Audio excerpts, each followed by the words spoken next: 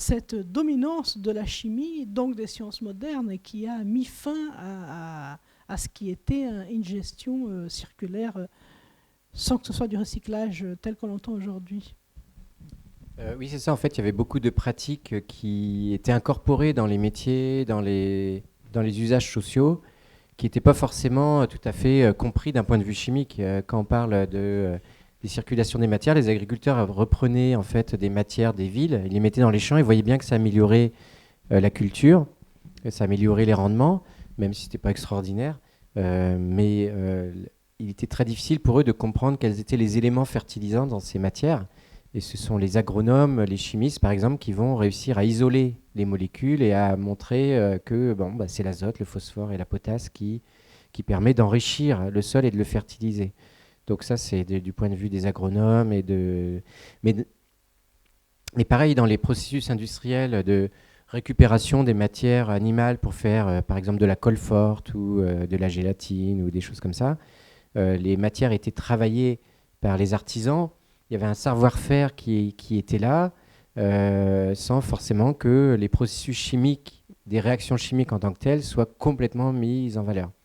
Et le fait de les mettre en valeur par la science, ça va aboutir d'une pratique sociale, en fait. On va passer d'une pratique sociale à une pratique scientifique. Et ça va changer le mode d'analyse, en fait, parce que il y a un type de savoir qui est construit, qui est tout à fait différent, et donc des préconisations qui vont être tout à fait différentes également.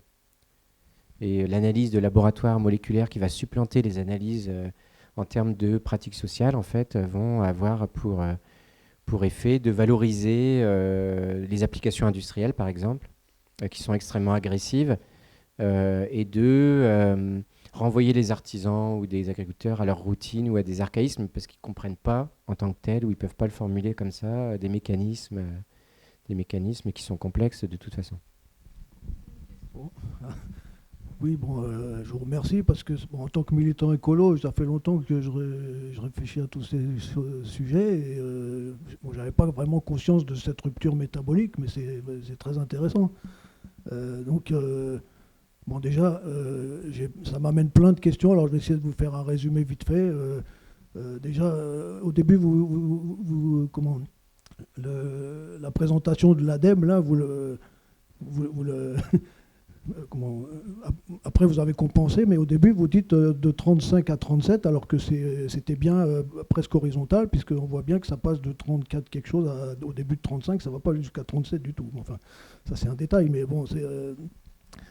moi l'idée générale de tout ce que vous avez dit, c'est que j'ai toujours eu conscience de ça, c'est que en fait, c'est le capitalisme et l'accélération de la vitesse du temps qui fait que dans chaque progression de l'industrie, de tous les processus industriels, c'est une question de temps qu'ils n'ont pas le temps, parce que chaque produit qui vient du processus de fabrication, il y a toujours un moyen de le réutiliser, mais à chaque fois, il y a un problème économique qui fait qu'ils n'ont pas le temps d'aller chercher comment le faire. Et c'est pour ça qu'on en aboutit carrément les boues rouges de Marseille. C'est toujours la bauxite, j'imagine que ça continue. On est toujours dans des histoires comme ça. Donc c'est bien le problème économique d'aller plus vite et la concurrence des autres et tout. Bon, ce qui nous attend en région parisienne, c'est le Grand Paris. Moi, j'ai été au Grand Paris circulaire, une réunion où il y avait les grands bétonneurs qui disaient que il y avait un constructeur fluvial qui disait qu'il pouvait transporter 70% des gravats de la terre qui va sortir de ces tunnels dans le nord de l'île, après l'Île-de-France, quoi, dans le nord. Pas très loin, hein, début, dans l'Oise, quelque chose comme ça. Et finalement, ça sera que 30% parce que il faut respecter les délais, donc ça sera des camions 24 heures sur 24, jour et nuit, voilà. Ça, c'est une première chose. Alors, je vais essayer de résumer tout ce que je voulais dire, parce que bon, il y a l'idée déjà avec les déchets qui avancent dans la jetée, ça me fait penser à Amsterdam, vous n'en avez pas parlé, c'est peut-être comme ça qu'ils sont étendus sur la mer, tous les Pays-Bas, quoi, j'imagine. Quand vous avez parlé des engrais chimiques, pour moi, j'avais toujours l'idée que c'était après la guerre, que c'était pour les industries de l'armement qu'ils ont fait l'azote chimique là,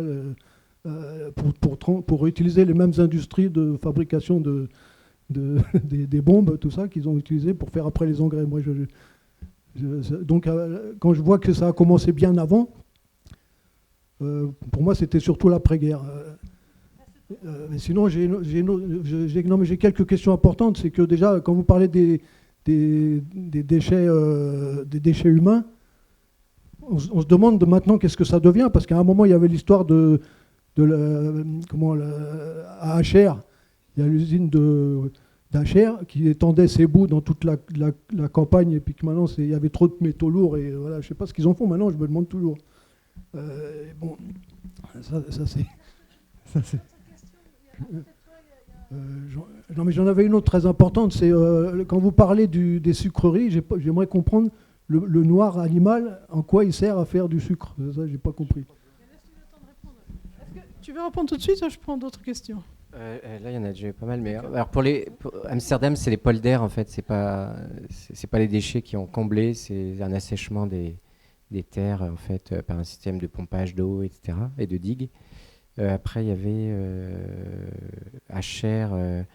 Alors, sur la plaine de Gennevilliers, en fait, il y a eu une tentative de fertilisation des terrains agricoles par le déversement des eaux d'égouts. Et ça a marché pendant quelques temps. Pendant quelques années, il y a eu une hausse assez forte du maraîchage, notamment avec des légumes qui poussaient extrêmement. Puis ensuite, en fait, ça s'est un peu... la terre s'est encroûtée, etc. Enfin, ça ne fonctionnait plus du tout. Et donc, ça a duré une trentaine d'années. Achères, maintenant, c'est une station d'épuration. Enfin, c'est un système de collecte des eaux usées, en fait, mais qui contiennent effectivement beaucoup d'impuretés et des métaux lourds, etc. Donc, c'est très, très difficile de réutiliser ces matières. Et puis, alors, en fait, le noir animal, ça sert à clarifier, en fait, les jus de mélasse et d'éviter qu'elles se putréfient, les stabiliser. Et aussi les éclaircir en fait au niveau de la couleur. Sinon le sucre il est très foncé, enfin c'est pas très... Donc voilà, ça servait à ça en gros, à purifier. Mais là on va rentrer dans des détails qui sont pas forcément très importants ici. Alors, il va falloir poser des questions, des véritables questions et faire court, Monsieur Luce, si je vous passe le micro. Vous pouvez, parce qu'on a avancé dans le temps, là beaucoup, il est trop tard et il y a d'autres questions, d'autres doigts qui se sont levés. Vous avez des questions, Monsieur Luce?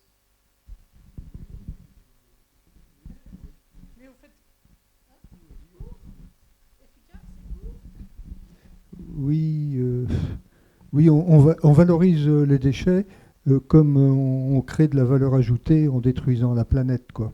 Il y a un rapprochement qui peut être fait. Et puis, moi j'ai entendu dire dans ma jeunesse, il y a 60 ans à peu près, qu'on enverrait les déchets sur la Lune. On entendait des conneries comme ça. Donc la question des déchets se posait déjà, où on envisageait que ça allait augmenter, etc., quoi. Est-ce que ça vous dit quelque chose? Mais c'est impossible, ça n'a jamais été fait, on ne le fera jamais. Il y a un tas de trucs comme ça, on nous présente un tas de trucs comme étant l'avenir, le progrès, etc., et que c'est des conneries, quoi. Moi, j'ai entendu ça aussi.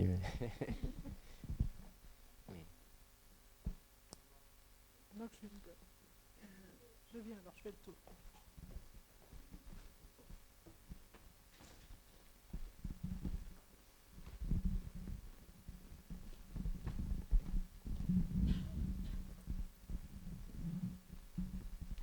Déjà, je voudrais commencer par Achères. Elle a brûlé l'usine le 3 juillet. 3 tonnes de poissons qui sont morts. Voilà. Et c'est une pollution majeure. Si vous voulez lire un très bon article du Monde diplomatique, parce que c'est un peu comme le Lubrizol, en fait.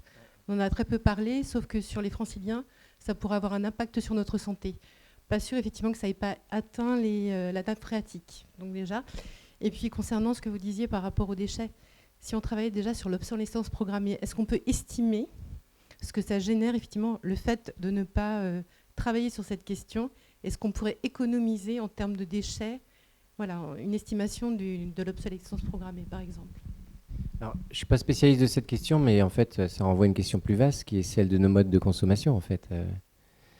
Les déchets, on ne peut pas parler de la question des déchets sans nos modes de consommation. Là, j'ai fait une exploration historique pour voir un peu les processus de long terme, mais si on veut vraiment se poser la question des déchets, c'est qu'est-ce qu'on consomme? Et là, sur la dernière partie de mon intervention, j'ai parlé des molécules de synthèse, mais c'est ça le vrai problème. Ce sont ces molécules qui permettent de fabriquer des matières composites qui ne se dégradent pas ou qui se dégradent très mal.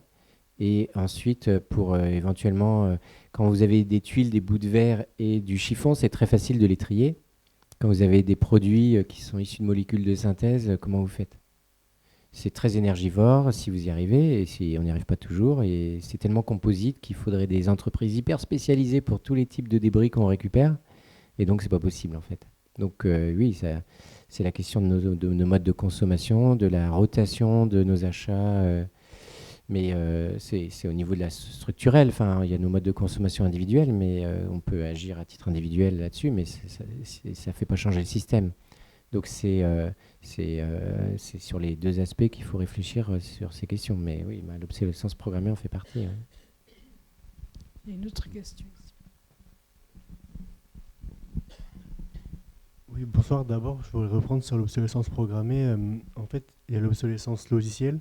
Donc je pense que c'est ce dont vous parlez, mais aussi l'obsolescence de mode, ce que vous avez dit en fait, que c'est plus une question de la mode change, du coup on change nos produits assez vite, alors que l'obsolescence logicielle c'est plus minime, et du coup le fait que l'obsolescence de mode soit un phénomène sociologique, c'est vraiment dur à quantifier, si ça peut répondre à votre question.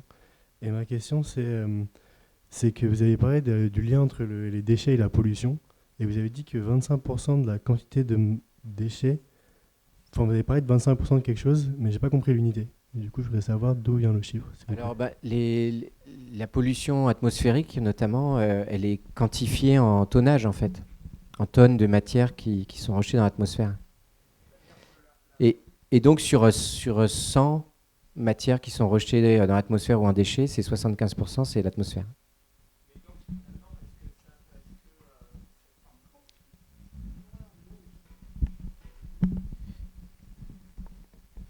Oui, je m'étais posé un peu la même question. Ça veut dire qu'à un moment, vous avez dit les déchets, c'est 25% de la pollution.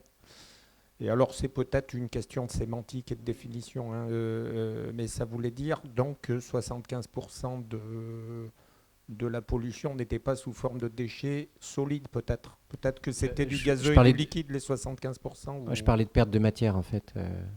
De perte de matière.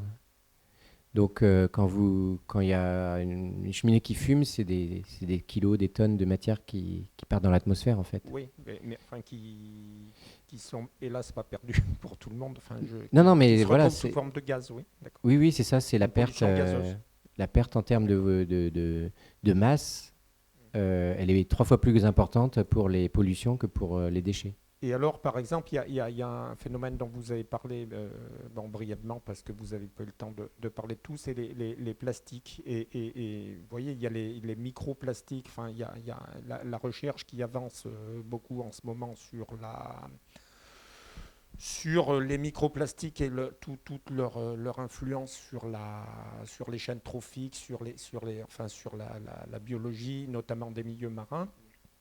Ça, c'est un déchet, mais à la limite, c'est presque une perte de matière parce que c'est des petits bouts de plastique qui font quelques millimètres, quelques microns, qui ne se voient pas et qui vont partout. Mais voilà, c'est ça. En fait, par exemple, l'usure des pneus de voiture, donc caoutchouc synthétique et divers métaux, etc., des hydrocarbures dedans, etc. Les microplastiques qui sont liés aux lessives du linge. En fait, elles sont quantifiées aussi. C'est des pertes de matière. C'est pas des déchets parce que ça part, c'est microscopique. Enfin, c'est très petit, c'est microscopique et c'est lessivé dans les rues par la pluie ou des choses comme ça et ça finit dans la mer au bout d'un moment, ou dans les sols. Voilà, ça c'est des pertes de matière, mais on les appelle pas des déchets. Et c'est pour ça que la frontière parfois elle est pas facile entre déchets et pollution. Enfin, les deux sont liés. De toute façon, on le sait, mais il y a il y a des pneus qui sont les pneus usés en fait. Voilà, un pneu vous l'achetez, après il est usé, il a perdu de la matière. La partie que vous changez, c'est un déchet, mais la partie qui a disparu, elle n'a pas vraiment disparu en fait. Elle a été érodée par l'abrasion, etc. Et ça, c'est devenu une pollution. Est-ce qu'il y a d'autres questions? Parce que oui, il y a encore d'autres questions. Parce que j'allais dire qu'on a bien avancé, mais on va prendre encore quelques questions. Bonsoir. C'est peut-être une question un peu naïve, mais je reviens au tout début de votre exposé donc, sur la gestion des déchets donc, au Moyen-Âge et avant donc, la Révolution industrielle. Et donc ce système de compensation ville-campagne, campagne-ville, est-ce que, à l'heure actuelle, je pense notamment aux déjections humaines, est-ce qu'il y a des systèmes qui sont envisageables? Est-ce que c'est des questions auxquelles il a déjà été réfléchi au-delà des bassins de décantation qui existent actuellement? Voilà, est-ce qu'on pourrait revenir en tout ou partie à ce système ancien et si oui, à quelle échéance et selon quelle modalité? Bah oui, c'est les toilettes sèches ou sinon, sans aller enfin, c'est aussi les systèmes de compost qui se mettent en place. Je pense qu'il y a des expériences qui ont lieu dans des communautés de modes de vie alternatifs et où là, on a un système de toilettes sèches qui vont être ensuite séchés ou traités pour être mis dans les potagers ou des choses comme ça. Mais évidemment, c'est marginal. C'est très très marginal. Puis à contrario, on a des développements de villes gigantesques en Chine ou ailleurs où c'est pas du tout ça. Enfin, c'est justement le contraire. Donc l'inversion de tendance, on n'en voit pas du tout le début du commencement en fait. Et en fait, c'est des choix politiques après. Hein. Enfin, dans une ville concentrée, ça semble très très difficile de devenir des toilettes sèches, mais il y a peut-être des systèmes de fausses d'aisance intermédiaires qui pourraient être mis en place. Je ne sais pas, hein, je ne suis pas du tout compétent en la matière, mais oui, il faut repenser en fait nos modes de vie en fait en fonction de modes de vie qui ont existé, qui n'étaient pas forcément tous souhaitables parce que c'était aussi des modes de vie difficiles, etc. Mais bon, on a on a quand même des moyens de connaissance et de réflexion qui devraient nous permettre de nous poser ce genre de questions. Puis après, c'est un arbitrage politique hein. Et technique, parce que l'inertie de la technique fait que c'est très difficile de changer quelque chose qui est en place, une infrastructure qui est en place, c'est très difficile de la changer. J'ai une réponse complémentaire à cette question, c'est que il y a une thèse là, qui a eu le prix de l'université décerné par le département du Val-de-Marne là, qui explore les possibilités de récupération des urines, hein, thèse soutenue à l'école des ponts la semaine dernière. Alors pourquoi l'urine? Parce que ça contient plus de matière valorisable et puis c'est aussi ce qui rend insoutenable le développement de l'épuration telle qu'elle existe et à terme, on va pas arriver, il faudrait avoir un rendement qu'on ne sera pas capable d'atteindre pour débarrasser les eaux qui parviennent à la station d'épuration d'Achères et de Valenton. Voilà. On ne sera pas capable d'avoir le rendement qu'il faudrait pour éviter de dégrader la Seine, pour dénitrifier finalement les eaux et ce nitrate résiduel étant produit par les urines. Donc collecter les urines permettrait d'éviter ça parce qu'avec le changement climatique, il va y avoir des étiages beaucoup plus sévères et donc une dilution des eaux traitées qui ne sera pas assez importante pour qu'on ait le bon état nitrique des eaux de la Seine. Donc on est là, si on veut garantir le bon état à long terme, on serait obligé peut-être sûrement, après comment on y arrive c'est une autre question, mais on serait obligé de revenir à quelque chose de plus circulaire, au moins sur l'urine, avant de penser à tous les excréments, mais voilà. Et donc là, il y a des recherches qui se déroulent actuellement parce que le SIAP, là, qui est l'organisme public qui détient toutes les unités d'épuration, commence à s'inquiéter de son incapacité à long terme à assurer le bon état des rivières.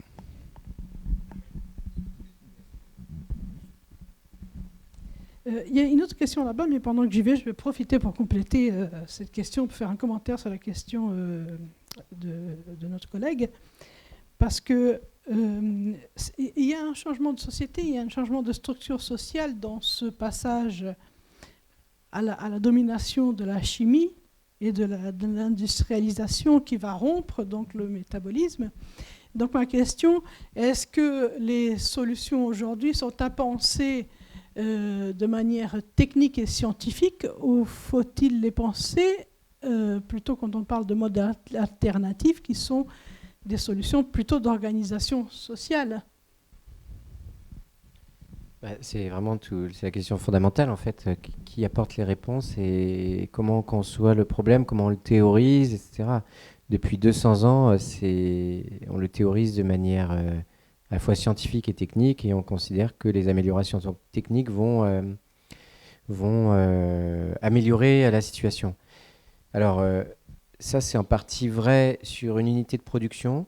On va pouvoir avoir une amélioration technique qui découle aussi d'une connaissance scientifique qui va permettre d'améliorer l'efficacité en fait d'une unité de production, par exemple de filtrer les fumées, etc., même si ça a des effets rebonds, etc. Mais en fait, c'est contrebalancé par le fait que ces améliorations techniques vont permettre au système de continuer de fonctionner, que l'accumulation, enfin l'addition de sous-systèmes va entraîner une masse en fait de polluants ou de déchets qui est toujours plus importante. Et en fait, si l'idée c'est de se dire la science et la technique vont nous permettre de faire diminuer la quantité de déchets et les pollutions, on se rend compte que ce sont des réponses scientifiques et techniques qu'on a apportées depuis 200 ans, mais depuis 200 ans, ces déchets et ces pollutions augmentent. Donc là, il y a une contradiction. Et continuer sur ces arguments, ça va nous mener à la même contradiction dans des décennies, en fait. Donc c'est ça qui est intéressant, c'est de voir la réussite au niveau de l'appareil de la science et de la technique, qui sont des vraies réussites, mais l'échec social que ça provoque. Et donc c'est ça qu'il faut voir.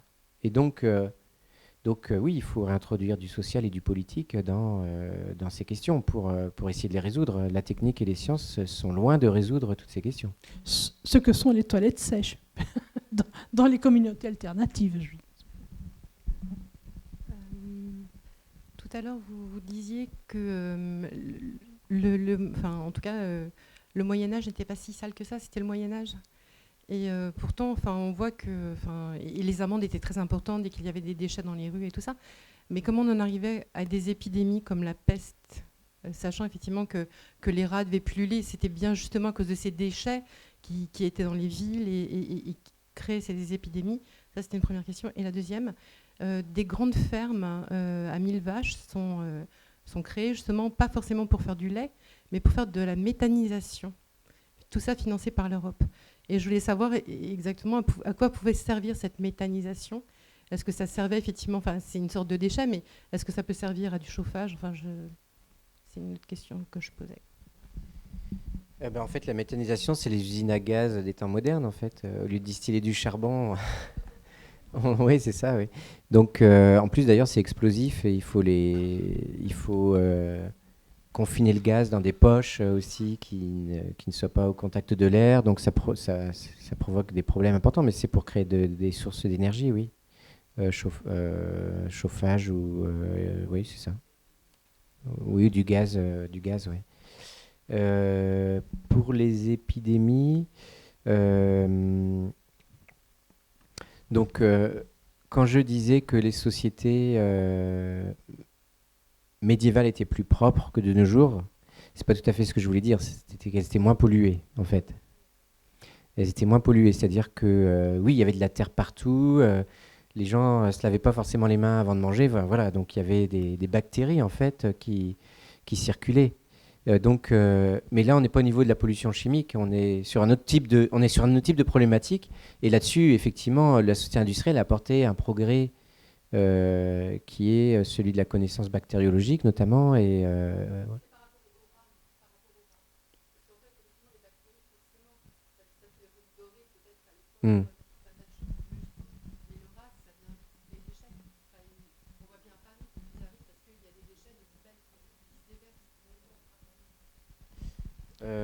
oui, alors je ne connais pas la quantité de rats en fait. Je ne saurais pas vous dire s'il y avait beaucoup de rats et s'il y en avait plus par habitant que de nos jours dans Paris, mettons au XVIIe siècle, ça je ne sais pas.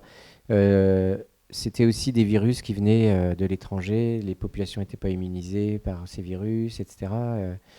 Aussi des périodes où il n'y avait pas forcément de vaccin, où voilà, des règles d'hygiène, de désinfection aussi qui étaient différentes en fait. Hein. Donc voilà.